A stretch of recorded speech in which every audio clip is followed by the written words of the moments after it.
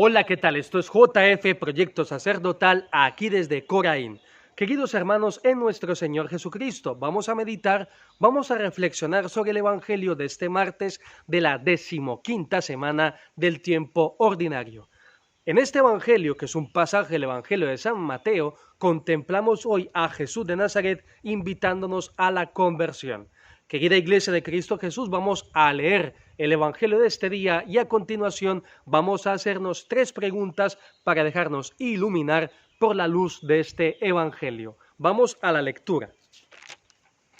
Se puso Jesús a recriminar a las ciudades donde había hecho la mayor parte de sus milagros, porque no se habían convertido. ¡Ay de ti, Corosaín! ¡Ay de ti, Betsaida! Si en Tiro y en Sidón se hubieran hecho los milagros que en vosotras, hace tiempo que se habrían convertido cubiertas de sayal y ceniza.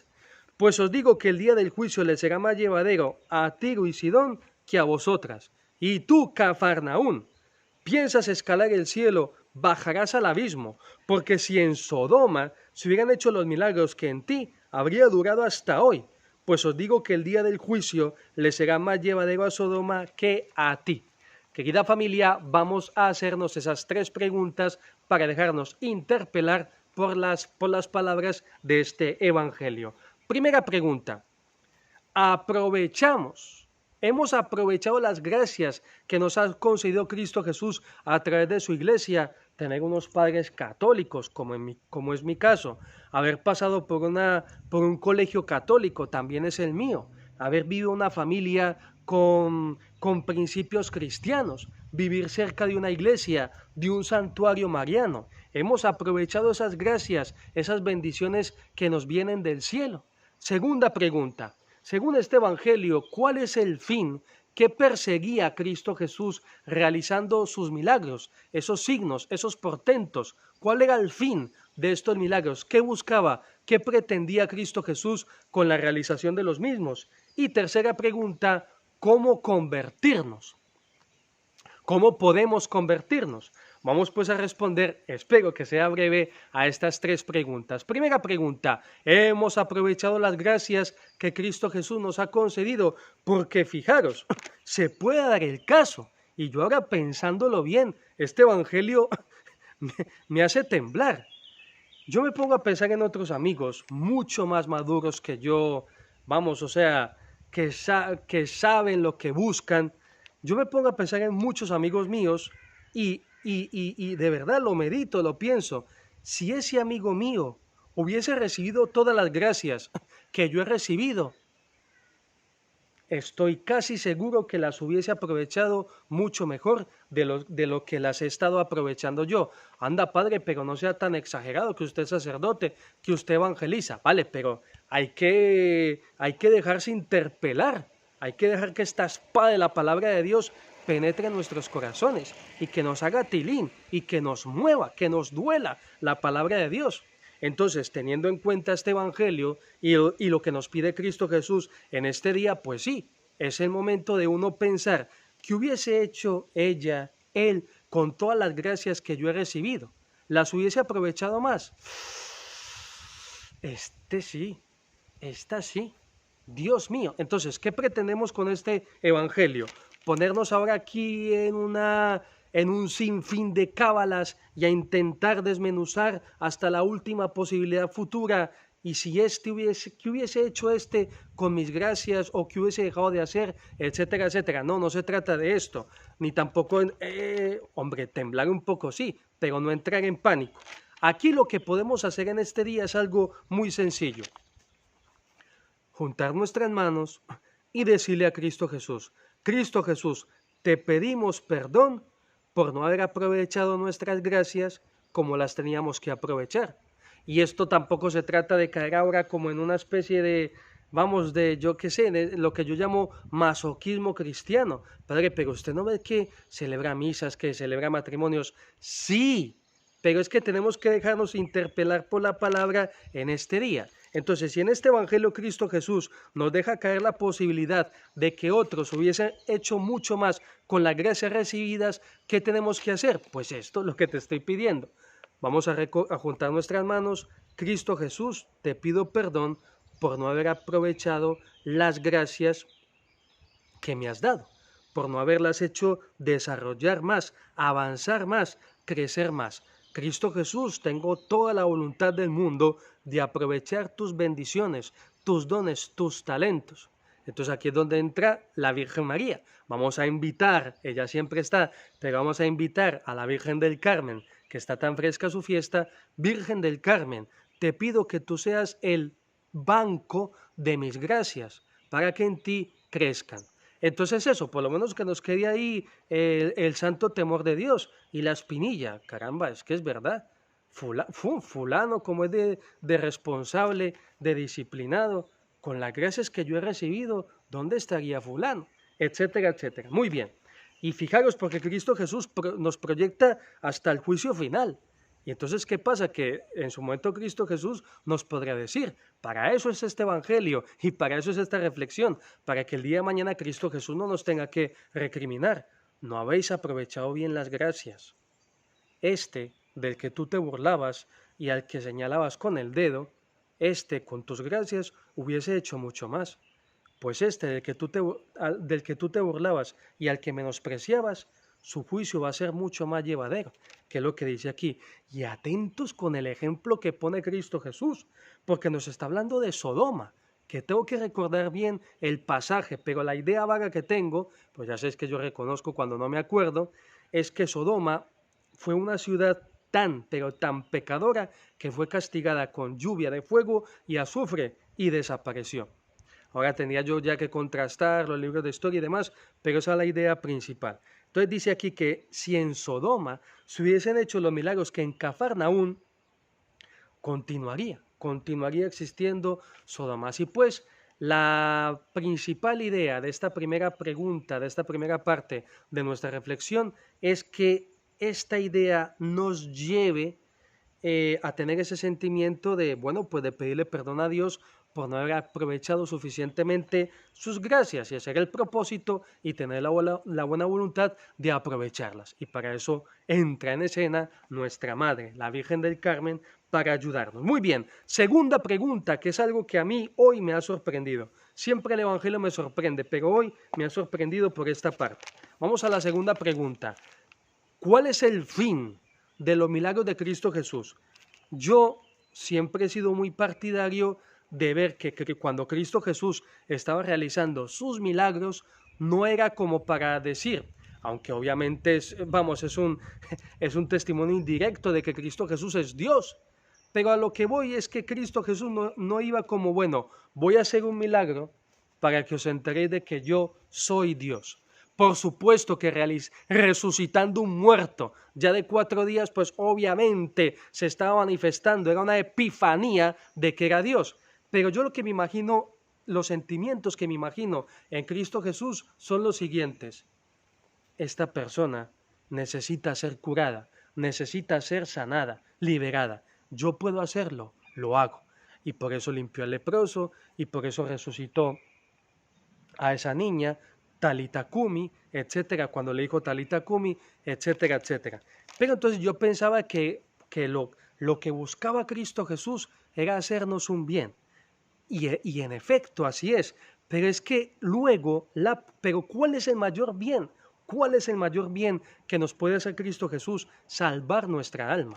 ¿Y cuál es el mayor bien que podemos perseguir y buscar? Bueno, que podemos no, que tenemos que perseguir y buscar la salvación de nuestras almas. Esto quiere decir que lo que Cristo Jesús buscaba y pretendiera que la gente, al ver ese gesto de bondad, dijera, bueno, pues, si este hombre es capaz de sanar, curar el cuerpo, pues yo también quiero sanar, curar, santificar, purificar mi alma, voy hacia Él.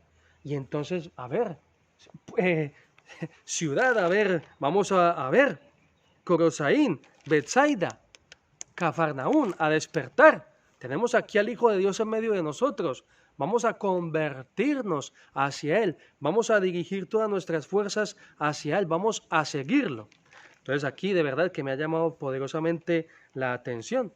En efecto, lo que os decía, muy bien, Cristo Jesús no iba ahí aparentando todo un milagro, haciendo milagros por pura exhibición, no, Él buscaba el bien de los hombres, Pero ¿qué pasa? ¿Cuál es el mayor bien? La salvación de las almas. Entonces me imagino que muchas de estas personas, muy bien, recibían su curación, su sanación, su liberación y luego seguían como si nada hubiera pasado sin hacer un examen de conciencia de sus pecados. Y es lo que nos ocurre, que de suyo, ¿qué es lo que hacemos nosotros? Generalmente, cuando yo el primero, cuando nos acercamos en una novena o en un santuario, en una iglesia a Cristo Jesús. Cristo Jesús, mira, es que tengo este problema económico, tengo este problema de salud. Cristo Jesús, me está doliendo un poco la espalda. Cristo Jesús, es que mi nieta. Cristo Jesús, es que tal cosa. Cristo Jesús, es que la hipoteca.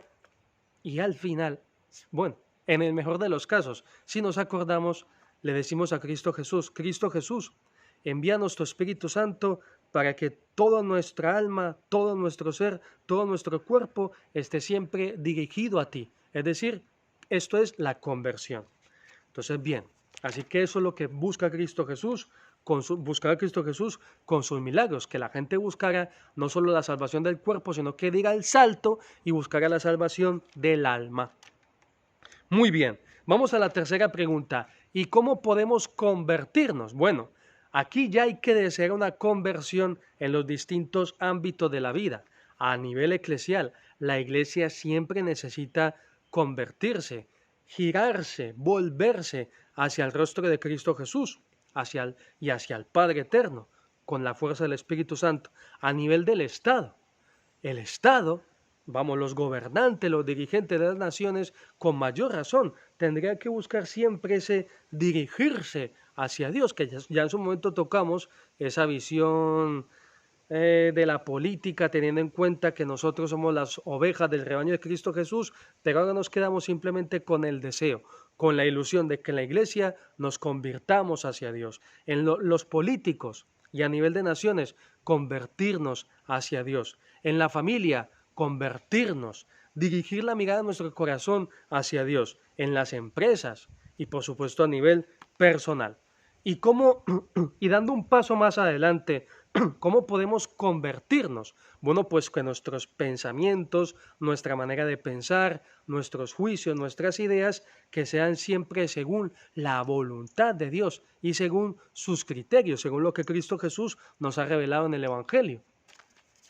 Que nuestro corazón siempre esté dirigido hacia Dios y como lo decía hace poco en una de las procesiones, que nuestra principal, auténtica y verdadera pasión sea consagrarnos a Dios y realizar todas nuestras obras para su gloria.